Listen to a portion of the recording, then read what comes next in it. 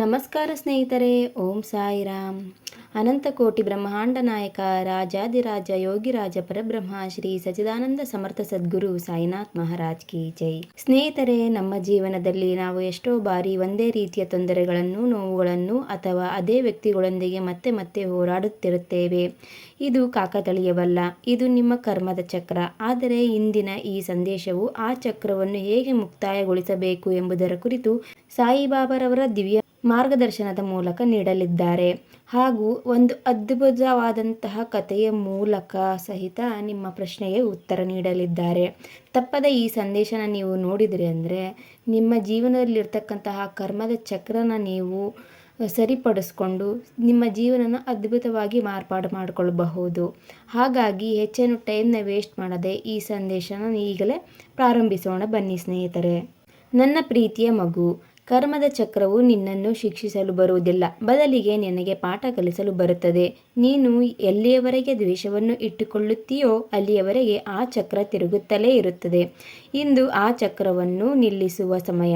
ನಿನ್ನ ಸುತ್ತಲಿನವರನ್ನು ಕ್ಷಮಿಸಿಬಿಡು, ಏಕೆಂದರೆ ಅವರು ಕೇವಲ ಒಂದು ಪಾತ್ರವನ್ನು ನಿಭಾಯಿಸುತ್ತಿದ್ದಾರೆ. ಯಾವುದೇ ಕರ್ಮದ ಚಕ್ರವು ಶಾಶ್ವತವಲ್ಲ. ಅದು ಒಂದು ಪಾಠವನ್ನು ಕಲಿಸಲು ನಿನ್ನ ಜೀವನಕ್ಕೆ ಬಂದಿರುತ್ತದೆ. ನೀನು ಈಗ ಅನುಭವಿಸುತ್ತಿರುವ ನೋವು, ಸವಾಲುಗಳು ಮತ್ತು ನಿನಗೆ ಅನ್ಯಾಯ ಮಾಡಿದವರು, ಇವರೆಲ್ಲರೂ ನಿನ್ನ ಆತ್ಮದ ಬೆಳವಣಿಗೆಗೆ ಬಂದ ಪಾತ್ರಧಾರಿಗಳು ಅಷ್ಟೇ. ಯಾರ ಮೇಲೆ ನಿನಗೆ ಸಿಟ್ಟು ಅಥವಾ ದ್ವೇಷವಿದೆಯೋ ಅವರನ್ನು ಮನಪೂರ್ವಕವಾಗಿ ಕ್ಷಮಿಸಿಬಿಡು. ಕ್ಷಮೆಯು ಕರ್ಮದ ಬಂಧನವನ್ನು ಕತ್ತರಿಸುವ ಮೊದಲ ಕತ್ತಿ. ನಿನಗೆ ಸಿಗದ ವಿಷಯದ ಬಗ್ಗೆ ಅಥವಾ ಬಿಟ್ಟು ಹೋದವರ ಬಗ್ಗೆ ಚಿಂತಿಸುವುದನ್ನು ನಿಲ್ಲಿಸು. ಇದು ನನ್ನದು ಎಂಬ ಅಹಂಕಾರವನ್ನು ಬಿಟ್ಟು ಎಲ್ಲವೂ ಭಗವಂತನದು ಎಂದು ಶರಣಾಗು.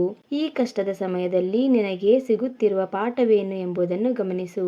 ಆ ಪಾಠವನ್ನು ಕಲಿತ ತಕ್ಷಣವೇ ಆ ಕರ್ಮದ ಚಕ್ರವು ಮುಕ್ತಾಯಗೊಳ್ಳುತ್ತದೆ.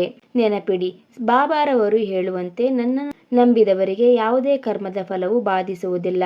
ಶ್ರದ್ಧಾ ಮತ್ತು ಸಬೂರಿ ಅಂದರೆ ತಾಳ್ಮೆ ಇಟ್ಟುಕೊಳ್ಳಿ. ನಿಮ್ಮ ಒಳ್ಳೆಯ ದಿನಗಳು ಹತ್ತಿರದಲ್ಲಿವೆ.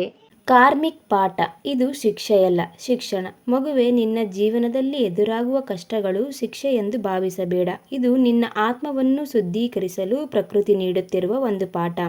ನೀನು ಒಂದು ಪರಿಸ್ಥಿತಿಯಿಂದ ಕಲಿಯಬೇಕಾದದ್ದನ್ನು ಕಲಿಯುವವರೆಗೂ ಆ ಘಟನೆ ನಿನ್ನ ಜೀವನದಲ್ಲಿ ಮರುಕಳಿಸುತ್ತಲೇ ಇರುತ್ತದೆ. ಆ ಪ್ಯಾಟರ್ನ್ ಅನ್ನು ಗುರುತಿಸು, ಆಗಲೇ ನಿನಗೆ ಮುಕ್ತಿ. ಇನ್ನೊಬ್ಬರ ಮೇಲಿನ ಅವಲಂಬನೆ ಬಿಡು. ನಿನ್ನ ಸಂತೋಷಕ್ಕಾಗಿ ನೀನು ಇನ್ನೊಬ್ಬರ ಮೇಲೆ ಯಾಕೆ ಅವಲಂಬಿತನಾಗುತ್ತೀಯಾ? ಯಾರೋ ಒಬ್ಬರು ಮಾತನಾಡದಿದ್ದರೆ ನಿನ್ನ ಮನಸ್ಸು ಯಾಕೆ ಮಂಕಾಗುತ್ತದೆ?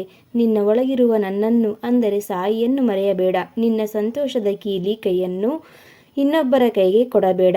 ನಿನ್ನನ್ನು ನೀನು ಪ್ರೀತಿಸು. ನಿನ್ನ ಶಕ್ತಿಯನ್ನು ಗುರುತಿಸು. ಭಾವನಾತ್ಮಕ ಸ್ಥಿರತೆ. ಮನಸ್ಸು ಅಲೆಗಳಂತೆ ಹಾರಾಡಬಹುದು. ಯಾರೋ ಏನೋ ಅಂದರು ಎಂದು ಕುಗ್ಗಿ ಹೋಗಬೇಡ.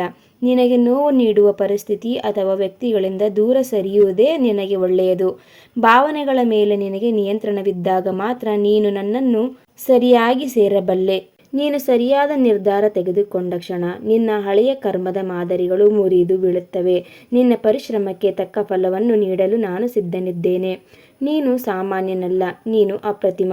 ಹಳೆಯ ನಿನ್ನನ್ನು ಬಿಟ್ಟು ಬಿಡು, ಹೊಸದಾಗಿ ಹುಟ್ಟಿ ಬಾ. ನಿನ್ನ ತಪ್ಪುಗಳಿಂದ ಕಲಿತು ನಿನ್ನನ್ನು ನೀನು ಸುಧಾರಿಸಿಕೊಂಡರೆ ನೀನೇ ಒಬ್ಬ ಸೂಪರ್ ಹ್ಯೂಮನ್. ಶ್ರದ್ಧಾ ಮತ್ತು ಸಬೂರಿ ಇರಲಿ. ನಿನ್ನ ಕರ್ಮದ ಈ ಕಾರ್ಮಿಕ್ ಪಾಠಗಳನ್ನು ಪ್ರೀತಿಯಿಂದ ಸ್ವೀಕರಿಸು. ನಾನು ಸದಾ ನಿನ್ನೊಂದಿಗಿದ್ದೇನೆ. ನಮ್ಮ ಜೀವನದಲ್ಲಿ ನಾವು ಎಷ್ಟೇ ಪ್ರಯತ್ನ ಪಟ್ಟರೂ ಕೆಲವೊಮ್ಮೆ ಕಷ್ಟಗಳು ಬೆನ್ನಟ್ಟಿಯೇ ಬರುತ್ತವೆ. ನಾವು ಒಳ್ಳೆಯದನ್ನೇ ಮಾಡುತ್ತಿದ್ದರೂ ನಮಗೆ ಮಾತ್ರ ಯಾಕೆ ಕೆಟ್ಟದ್ದೇ ಆಗುತ್ತದೆ ಎಂಬ ಪ್ರಶ್ನೆ ನಿಮ್ಮನ್ನು ಕಾಡುತ್ತಿರುತ್ತದೆ. ಬಹುಶಃ ಇದು ನೀವು ದಾಟಬೇಕಾದ ಯಾವುದೋ ಒಂದು ಹಳೆಯ ಕರ್ಮ ಚಕ್ರ. ಇಂದಿನ ಈ ಕತೆ ಆ ಚಕ್ರವನ್ನು ಹೇಗೆ ಮುರಿಯಬೇಕು ಎಂಬ ಸತ್ಯವನ್ನು ನಿಮಗೆ ತಿಳಿಸಿಕೊಡುತ್ತದೆ. ಒಂದು ಸುಂದರವಾದ ಊರಿನಲ್ಲಿ ರಮೇಶ ಎಂಬ ಯುವಕನಿದ್ದ. ಅವನು ಕೆಲಸದಲ್ಲಿ ನಿಷ್ಠಾವಂತ, ಪ್ರತಿಯೊಬ್ಬರಿಗೂ ಸಹಾಯ ಮಾಡುವ ಸ್ವಭಾವದವನು. ಆದರೆ ವಿಧಿಯಾಟವೇ ಬೇರೆ ಇತ್ತು. ರಮೇಶನ ಜೀವನದಲ್ಲಿ ಕಷ್ಟಗಳ ಸರಮಾಲೆಯೇ ಇತ್ತು. ಅವನು ಎಷ್ಟು ದುಡಿದರೂ ಕೈಗೆ ತಕ್ಕ ಪ್ರತಿಫಲ ಸಿಗುತ್ತಿರಲಿಲ್ಲ. ಸ್ನೇಹಿತರನ್ನು ನಂಬಿದರೆ ಅವರು ಕೈ ಕೊಡುತ್ತಿದ್ದರು, ವ್ಯಾಪಾರದಲ್ಲಿ ಇಳಿದರೆ ನಷ್ಟವಾಗುತ್ತಿತ್ತು. ಒಂದು ದಿನ ತನ್ನೆಲ್ಲ ನೋವುಗಳನ್ನು ಹೊತ್ತು ರಮೇಶ ಹತ್ತಿರದ ಕಾಡಿನಲ್ಲಿರುವ ಜ್ಞಾನಿ ಸನ್ಯಾಸಿಯೊಬ್ಬರ ಬಳಿ ಹೋದ. ಸನ್ಯಾಸಿಯ ಪಾದಕ್ಕೆ ನಮಸ್ಕರಿಸಿ ಕಣ್ಣೀರು ಹಾಕುತ್ತಾ ಕೇಳಿದ, ಸ್ವಾಮಿ, ನಾನು ಯಾರಿಗೂ ಅನ್ಯಾಯ ಮಾಡಿಲ್ಲ, ಎಲ್ಲರಿಗೂ ಒಳ್ಳೆಯದನ್ನೇ ಬಯಸಿದ್ದೇನೆ. ಆದರೂ ನನ್ನ ಜೀವನದಲ್ಲಿ ಏಕೆ ಈ ನೋವು? ನನ್ನ ಕರ್ಮವು ಅಷ್ಟೊಂದು ಕೆಟ್ಟದಾಗಿದೆಯೇ? ಸನ್ಯಾಸಿ ಶಾಂತವಾಗಿ ನಕ್ಕು ರಮೇಶನ ಕಣ್ಣಿನತ್ತ ನೋಡಿದರು.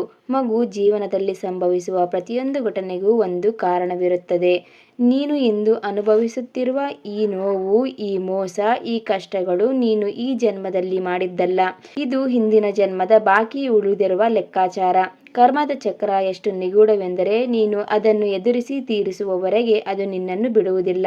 ರಮೇಶನಿಗೆ ಆಶ್ಚರ್ಯವಾಯಿತು. ಹಾಗಾದರೆ ಸ್ವಾಮಿ, ಈ ಚಕ್ರದಿಂದ ಹೊರಬರುವುದು ಹೇಗೆ? ನಾನು ಸಾಯುವವರೆಗೂ ಹೀಗೆಯೇ ನೋವು ಅನುಭವಿಸಬೇಕೆ? ಸನ್ಯಾಸಿ ಗಂಭೀರವಾಗಿ ಉತ್ತರಿಸಿದರು. ಮಗು, ಕರ್ಮವನ್ನು ಕರ್ಮದಿಂದಲೇ ಗೆಲ್ಲಲು ಸಾಧ್ಯವಿಲ್ಲ. ನೀನು ನಿನಗೆ ಮೋಸ ಮಾಡಿದವರ ಮೇಲೆ ದ್ವೇಷ ಸಾಧಿಸಿದರೆ, ಪ್ರತಿಕಾರ ತೀರಿಸಿಕೊಳ್ಳಲು ಹೋದರೆ ಅದು ಮತ್ತೊಂದು ಹೊಸ ಕರ್ಮಕ್ಕೆ ನಾಂದಿ ಹಾಡುತ್ತದೆ. ಆವಾಗ ಆ ಚಕ್ರ ನಿಲ್ಲುವುದಿಲ್ಲ, ಬದಲಾಗಿ ಮತ್ತಷ್ಟು ವೇಗವಾಗಿ ತಿರುಗುತ್ತದೆ. ಇದಕ್ಕೆ ಪರಿಹಾರ ಒಂದೇ, ಕ್ಷಮೆ. ಯಾರು ನಿನಗೆ ನೋವು ನೀಡಿದ್ದಾರೋ ಅವರ ಮೇಲೆ ದ್ವೇಷ ಇಟ್ಟುಕೊಳ್ಳುವ ಬದಲು, ಇದು ನನ್ನ ಹಳೆಯ ಲೆಕ್ಕಾಚಾರ, ಇದು ಮುಗಿದು ಹೋಗಲಿ ಎಂದು ಅವರನ್ನು ಹೃದಯದಿಂದ ಕ್ಷಮಿಸಿಬಿಡು. ನೀನು ಯಾವಾಗ ದ್ವೇಷವನ್ನು ಬಿಟ್ಟು ಕ್ಷಮೆಯನ್ನು ಅಳವಡಿಸಿಕೊಳ್ಳುತ್ತೀಯೋ ಅಂದೇ ನಿನ್ನ ಕರ್ಮದ ಋಣ ತೀರುತ್ತದೆ. ಆಗ ಆ ಚಕ್ರ ತಾನಾಗಿಯೇ ನಿಂತು ಬಿಡುತ್ತದೆ. ಹೊಸ ಬದುಕು ನಿಮಗಾಗಿ ಕಾಯುತ್ತಿರುತ್ತದೆ. ಅಂದು ರಮೇಶನಿಗೆ ಒಂದು ದಿವ್ಯ ದೃಷ್ಟಿ ಸಿಕ್ಕಿತು. ಅವನು ತನ್ನೆಲ್ಲ ನೋವುಗಳನ್ನು ಮರೆತು ತನ್ನನ್ನು ಸೋಲಿಸಿದವರನ್ನು ಮನಪೂರ್ವಕವಾಗಿ ಕ್ಷಮಿಸಿದ. ಅವನ ಮನಸ್ಸು ಹಗುರವಾಯಿತು. ದಿನಗಳು ಕಳೆದಂತೆ ಅವನ ಜೀವನದಲ್ಲಿ ಅದ್ಭುತ ಬದಲಾವಣೆಗಳು ಕಾಣಿಸಿಕೊಂಡವು. ಅವನ ಕರ್ಮದ ಚಕ್ರ ಕೊನೆಗೊಂಡಿತ್ತು. ಮಗುವೇ, ನೆನಪಿಡು, ನಿನ್ನ ಕರ್ಮದ ಚಕ್ರವು ನಿನ್ನನ್ನು ಕಟ್ಟಿಹಾಕಲು ಬಂದಿಲ್ಲ, ಬದಲಿಗೆ ನಿನ್ನನ್ನು ಬಲಿಷ್ಠಗೊಳಿಸಲು ಬಂದಿದೆ. ನೀನು ಯಾರನ್ನಾದರೂ ದ್ವೇಷಿಸುತ್ತಾ ಕುಳಿತರೆ ಆ ಚಕ್ರಕ್ಕೆ ನೀನೇ ಮತ್ತಷ್ಟು ಶಕ್ತಿ ನೀಡಿದಂತೆ. ನೀನು ಯಾರನ್ನಾದರೂ ಕ್ಷಮಿಸಿ ಓಂ ಸಾಯಿರಾಮ್ ಎಂದು ಶರಣಾದ ಕ್ಷಣವೇ ಆ ಚಕ್ರದ ಬಂಧನ ಕಳಚಿ ಬೀಳುತ್ತದೆ. ನಿನ್ನ ನಾಳೆಯ ಬಗ್ಗೆ ಚಿಂತಿಸಬೇಡ. ನಿನ್ನ ನಾಳೆಯನ್ನು ನಾನು ಈಗಾಗಲೇ ಬರೆದಿದ್ದೇನೆ. ನೀನು ಇಂದು ನಿನ್ನ ಒಳ್ಳೆಯ ಕರ್ಮವನ್ನು ಪ್ರೀತಿಯಿಂದ ಮಾಡು. ಎಲ್ಲವೂ ಮುಗಿದು ಹೋಯಿತು ಅಂದುಕೊಂಡಾಗಲೂ ನಾನು ನಿನ್ನ ಕೈ ಹಿಡಿದು ನಡೆಸುತ್ತಿರುವುದನ್ನು ನೀನು ಈಗಾಗಲೇ ತಿಳಿದಿರುವೆ. ಈ ನಿನ್ನ ನಂಬಿಕೆ ಹೀಗೆ ಶಾಶ್ವತವಾಗಿರಲಿ. ಕರ್ಮದ ಫಲವು ಹಣ್ಣಿನಂತೆ, ಅದು ಪಕ್ವವಾಗಲು ಸಮಯ ಬೇಕು. ಅಲ್ಲಿಯವರೆಗೆ ತಾಳ್ಮೆಯಿಂದ ಇರು. ನಿನ್ನ ಪಾಲಿನ ಹಣ್ಣು ನಿನಗೆ ಸಿಕ್ಕೇ ಸಿಗುತ್ತದೆ. ಮಗುವೆ, ಕತ್ತಲೆಯ ನಂತರ ಬೆಳಕು ಬಂದೇ ಬರುತ್ತದೆ. ನಿನ್ನ ಕಷ್ಟದ ದಿನಗಳು ಮುಗಿಯುವ ಸಮಯ ಬಂದಿದೆ. ಎದ್ದು ನಿಲ್ಲು, ನಗುನಗುತ್ತ ಮುನ್ನಡೆ. ನಾನು ಸದಾ ನಿನ್ನ ಬೆನ್ನ ಹಿಂದೆ ಇದ್ದೇನೆ.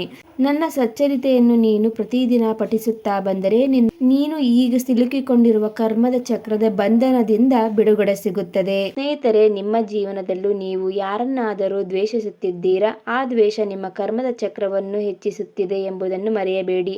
ಹಿಂದೆ ಅವರನ್ನು ಕ್ಷಮಿಸಿ ಮನಸ್ಸನ್ನು ಹಗುರ ಮಾಡಿಕೊಳ್ಳಿ. ಈ ಕತೆ ನಿಮ್ಮ ಮನಸ್ಸನ್ನು ಮುಟ್ಟಿದ್ದರೆ ಕಮೆಂಟ್ ಬಾಕ್ಸ್ನಲ್ಲಿ ಓಂ ಸಾಯಿರಾಮ್ ಅಥವಾ ನಾನು ಕ್ಷಮಿಸಲು ಸಿದ್ಧ ಎಂದು ಬರೆಯಿರಿ. ಈ ವಿಡಿಯೋ ಯಾರಿಗಾದರೂ ಪ್ರೇರಣೆ ನೀಡಬಹುದು ಎನಿಸಿದರೆ ಅವರಿಗೆ ಹಂಚಿಕೊಳ್ಳಿ, ಅಂದರೆ ಶೇರ್ ಮಾಡಿ. ಶ್ರದ್ಧಾ ಮತ್ತು ಸಬೂರಿಯನ್ನು ಇಟ್ಟುಕೊಳ್ಳಿ. ಸಾಯಿ ಬಾಬಾರವರ ಆಶೀರ್ವಾದ ಸದಾ ನಿಮ್ಮ ಮೇಲಿರಲಿ. ಸ್ನೇಹಿತರೆ, ಕರ್ಮಚಕ್ರದ ಬಗ್ಗೆ ಇವತ್ತಿನ ಸಂದೇಶ ನಿಮಗೆ ಅರ್ಥವಾಗಿದೆ ಎಂದು ಭಾವಿಸುತ್ತೇನೆ. ಮತ್ತೆ ಇನ್ನೊಂದು ವಿಶೇಷ ಸಂದೇಶದೊಂದಿಗೆ ಮುಂದಿನ ವಿಡಿಯೋದಲ್ಲಿ ಬರುತ್ತೇನೆ. ಅಲ್ಲಿಯವರೆಗೆ ಓಂ ಸಾಯಿರಾಮ್.